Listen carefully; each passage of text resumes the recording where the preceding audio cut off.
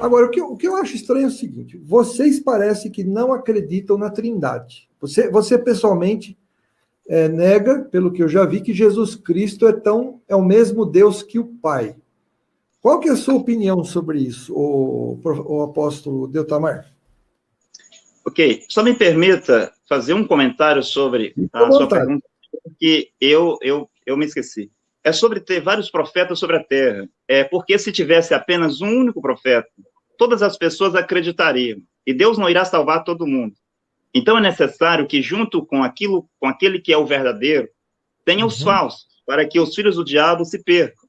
No tempo do Moisés, poderiam outros se levantar lá, como Janes e Jambres, para mostrar que também eram profetas, o Datão, o Coré, o Abirão, para mostrar que era profeta, o Balaão e assim por diante. No tempo de Jesus, o Gamaliel, em Atos, diz que antes de Jesus havia levantado um Teudas e também um Judas, e haviam feito grandes coisas e conquistado uma multidão de homens, levou 400 para o deserto. Então isso sempre houve. Isto não é a primeira vez que está acontecendo. Agora, os filhos de Deus têm uma inteligência neles que farão com que eles reconheçam o profeta do seu tempo. Não é uma questão de inteligência, de sabedoria humana, porque o Anás e Caifás, que eram os mais sábios entre os judeus, foram ao inferno. E agora pessoas simples, como a mulher samaritana, como o ladrão da cruz, como Pedro, Tiago, acreditaram em Jesus para ser salvo. Tudo é uma questão de predestinação, que eles serão salvos. Quanto você pergunta sobre a Trindade, nós não acreditamos em uma trindade de pessoas. Então, depende do que fala sobre trindade, né? Porque Deus, de fato, é um Deus trino, mas não em pessoas, mas em manifestação. Então, nós acreditamos em um único Deus. Não existe Deus e mais Jesus Cristo. Não existe um trono no céu e Deus sentado em um trono, Jesus sentado em outro trono, e um trono vazio porque o Espírito Santo está na terra. Isso é uma fantasia. Existe apenas um único Deus e este é Jesus Cristo. Então vocês são unicistas, seria o melhor termo.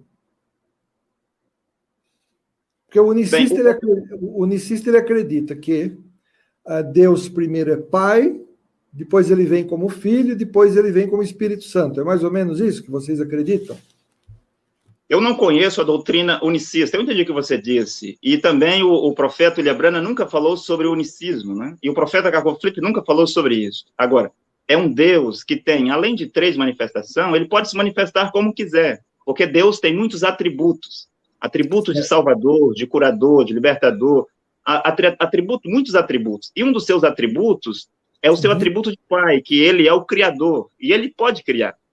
Ele tem um atributo de filho, e como filho, ele salva a humanidade. E uma dessas vezes que ele veio, foi num homem, numa pessoa chamada Jesus de Nazaré. O anjo disse, coloque o nome do menino. Jesus é o nome do menino, Jesus é o nome do corpo, do tabernáculo, a qual o Pai, Deus, que é o Espírito, entraria para ele mesmo redimir a humanidade. Paulo disse que fomos redimidos pelo sangue de Deus, né?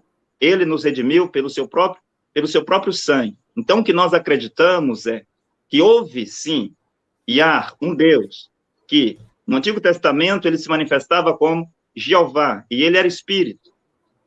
Sim, ele era Espírito e estava sobre todos, né? Depois, este mesmo Deus habitou entre nós, de acordo com João capítulo 1, versículo 1 em diante, é dito que a palavra, o verbo, que era Deus, né, se fez carne, habitou entre nós, e nós vimos a sua glória. Os apóstolos dizendo lá, João dizendo isso.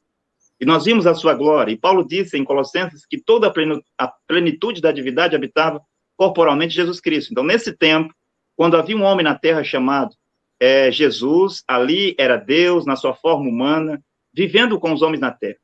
Depois do seu sacrifício e sua ressurreição, este mesmo Jesus Cristo, que antes era Espírito e agora era carne, volta à sua forma que ele tinha antes, que é Espírito.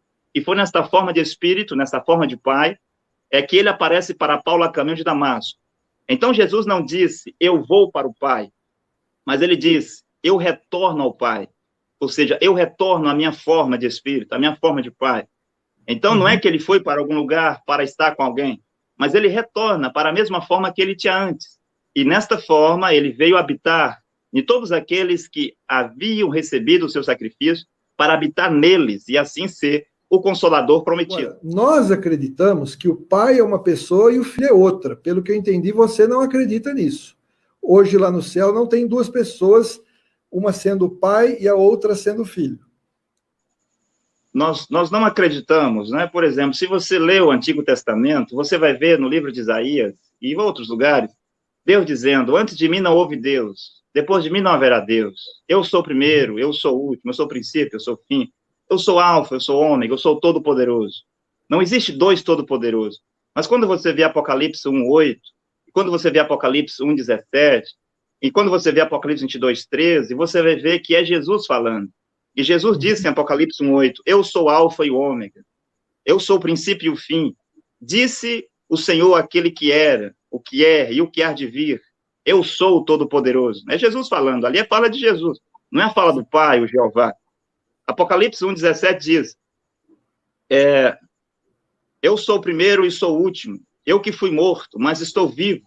Jesus está dizendo, eu fui morto e estou vivo, mas ele está dizendo, eu sou o primeiro e o último. Se há duas pessoas, quem foi o primeiro?